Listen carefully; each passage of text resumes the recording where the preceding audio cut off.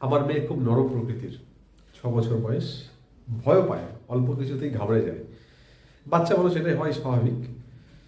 কিন্তু সেদিনকে কল্যাণী থেকে ফেরার সময় আমি টিকিট কেটে কাউন্টারে ওকে বসিয়ে দিয়ে তার কাছে ব্যাগ রেখে বলেছি, তুমি বসো, আমি একটুখানি আসছি। টয়লেটে গেছিলাম, টয়লেট থেকে ওকে দেখা যাচ্ছে, আমি দেখতে পাই, কিন্তু ও আমাকে দেখতে পায়নি। ফিরে এসে বললাম, মা তুমি ভয় পাচ্ছিলে? ও আমাকে বলল যে, বাবা আমাদের ব্যাগটা যদি কেউ নিতে আসতো না, তাহলে আমি তাকে মারতাম। আমি অবাক হয়ে গেলাম।